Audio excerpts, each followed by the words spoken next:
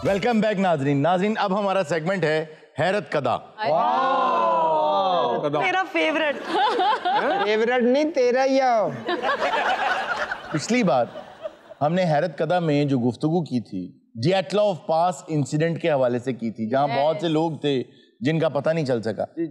इसी तरह एक वाकया हुआ सन 1977। नॉर्थ पाइन एक जगह है शिकागो के अंदर, अमेरिका में। वहां पर फायर ब्रिगेड डिपार्टमेंट की तरफ से पुलिस को एक कॉल आई। उन्होंने कहा कि एक अपार्टमेंट है जिसमें कुछ कपड़े जले, जो आके हमने बुझा दिए हैं, लेकिन वहां एक लाश पड़ी है।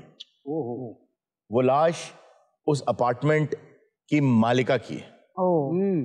और आपको कॉल करने का मकसद ये है कि वो तबाही मौत नहीं मरी, उसकी गर्दन पर निशानात हैं तशद्दुद के और उसके सीने में एक खंजर है। पुलिस जब वहां पहुंची तो उन्होंने जाके ये देखा कि वो जो खातून थी 47 साल उनकी उम्र थी, कंवारी थी और उनका नाम था बासा, और वो एक हॉस्पिटल के अंदर जॉब करती थी और ठीक ठाक पैसा कमाती। जब उनके अपार्टमेंट के अंदर देखा गया तो उनका बैग भी पड़ा था, उसमें पैसे भी मौजूद थे, कोई चीज अपार्टमेंट की हिली नहीं हुई। और उनके जितने कॉन्टैक्ट्स थे, जब उनसे राब्ता किया गया तो सबके पास एक ठीक एलिबाय था।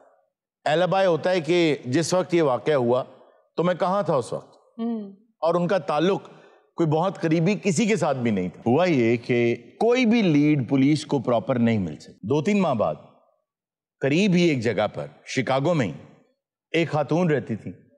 वो और उनके हस्बैंड दोनों उसी हॉस्पिटल में जॉब करते थे, लेकिन उनकी और मिस बासा की जो फौत हो चुकी, जिनका कत्ल हुआ, कोई इंटरेक्शन आपस में नहीं था। और ये चाइनीज थे, डॉक्टर चुआ और उनकी वाइफ मिसेस चुआ। ये तो सलीम साहब की बात हो रही है। जो डॉक्टर चुआ थे वो वॉशरूम में अपना मुंह धो रहे थे, पिछों कोई उन्होंने दुम कट गया। डॉक्टर चुआ को वॉशरूम के बाहर से बासा की आवाज आई। हारून साहब, आपने बोला कि उनका आपस में कोई इंटरेक्शन नहीं था। तो उन्हें कैसे पता चला कि वो उन्हीं की आवाज है? बहुत अच्छा पर्टिनेंट क्वेश्चन। एक जगह पे काम करते थे। नहीं, वो बिल्कुल ठीक कह रही हैं। अच्छा। उन्हें नहीं पता चला ये किसकी आवाज है। वो बाहर आए और वो जो आवाज थी वो टागालोग के नाम से एक लैंग्वेज है जो फिलीपींस में बोली जाती है। उन्होंने देखा कि उनकी बीवी टागालोग जबान में किसी और की आवाज में बात कर रही है। जब उन्होंने वो बात सुनी तो फौरी तौर पर उसको झंझोड़ा कि तुम क्या बातें कर रही हो। उन्हें तो समझ नहीं आई कि वो क्या कह रही है। जब वो होश में आई तो उसने कहा मुझे कुछ पता नहीं मैं क्या बोल रही थी। दोबारा वही ट्रांस उनकी बीवी पर तारी हुआ। उन्होंने उसे रिकॉर्ड किया और किसी को सुनवाया तो उन्होंने कहा कि ये फलां जुबान है और इस जुबान में तुम्हारी बीवी एक नाम ले रही है, एलन ने मुझे मारा, एलन ने मुझे मारा, एलन ने मुझे मारा। एलन भी एक आदमी था जो उस हॉस्पिटल में काम करता था। उन्होंने पुलिस से राब्ता किया तो पुलिस ने कहा कि जाने दे भाई, इन चीजों पर हम कोई केस वेस नहीं करते और ना ही ऐसा हम कर सकते हैं किसी को जाए कहेंगे एक भूत ने कहा है।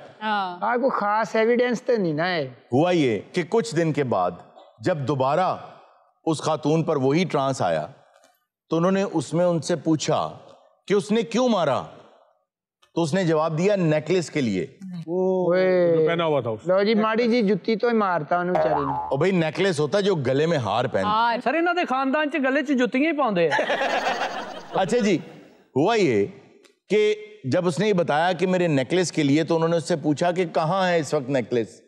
उन्होंने कहा एलन ने अपनी गर्लफ्रेंड को दे दिया। उन्हें आगे तोड़ता है। वो दोबारा पुलिस के पास गए। अब शिकागो पुलिस ने कहा कि हम ये कर सकते हैं कि हम एलन की जो फ्रेंड है उसको बुलाते हैं थाने में और बहाने से नेकलेस की बात करते हैं। उन्होंने यही किया। जब उसको बुलाया, उसकी फ्रेंड को, उससे पूछा कि तुम्हारे बॉयफ्रेंड ने तुम्हें कुछ अर्सा पहले एक नेकलेस जो दिया है वो कहाँ है, उसने जवाब दिया घर पड़ा है। जिससे उन्हें ये बात कंफर्म हो गई कि नेकलेस का कुछ रौला जरूर है। बट स्टिल वो स्केप्टिक थे कि अभी भी ये हो सकता है कि जो मिसेस चुआ हैं वो कुछ प्लांट करने की कोशिश कर रही हूँ। वो चाह रही हूँ कि एलन फंसे क्योंकि उसी हॉस्पिटल में है। उन्होंने फिर एलन को बुलाया और एलन को बुला के ये कहा कि हमें पता चल गया है कि तुमने किल किया उसको, तुमने ये मर्डर किया और तुमने नेकलेस के लिए किया जो तुमने अपनी फ्रेंड को दिया। तो वो रोने लगा और उसने कहा कि हाँ मुझसे गलती हो गई, मैंने लालच में उसको कत्ल किया नेकलेस के। लेकिन कहानी यहाँ शुरू हुई है। अच्छा जी। हुआ ये कि जब वो मान गया उतनी देर में उसका लॉयर पहुंच गया। लॉयर ने आगे पहला सवाल ही पुलिस को ये किया कि आपको ये टिप ऑफ किसने दी है, किसने बताया? उन्होंने कहा एक खातून है जो एक अजीब से मुराकबे में चली जाती हैं, उसके बाद वो ये बातें बोलती हैं। तो वो हंस पड़ा।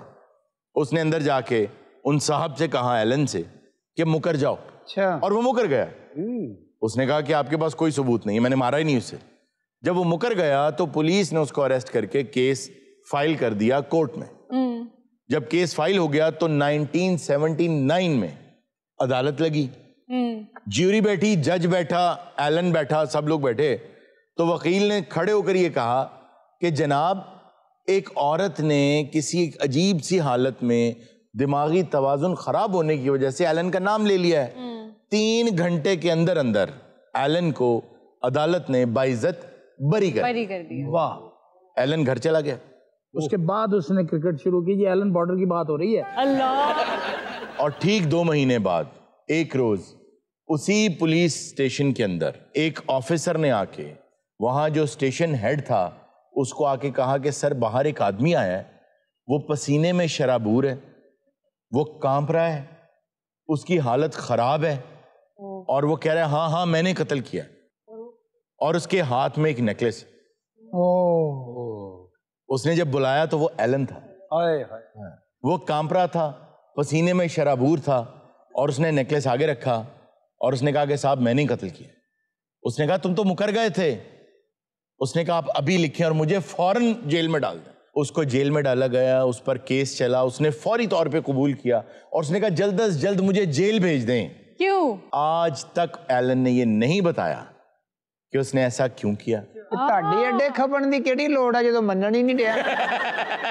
और एलन अभी जिंदा है? जी, एलन मर चुका है सन 2008 में। लेकिन उसने बताया अभी भी नहीं बताया। इसके बारे में ये कहा जाता है, इस केस के बारे में, कि ये हिस्ट्री का एक वाहिद केस है जिसको मकतूल ने खुद हल किया। ਹਾਂ ਲੱਕੀ ਦਾ ਭਰਾ ਵੀ ਵਿਚਾਰਾ ਸੜਕ ਤੇ ਜਾ ਰਿਹਾ ਸੀ। जी जी ਉਧਰੋਂ ਟਰਾਲਾ ਆਇਆ, ਵਿੱਚ ਬੈਠਾ ਸਾਦਕਾਬਾਦ ਚਲਾ ਗਿਆ। अच्छा जी, आज सॉन्ग के लिए हमारे साथ रूबा खान मौजूद हैं। एक बहुत अच्छा गाना हमारे लिए लेकर आई हैं। आइए इनसे गाना से। क्या बात है।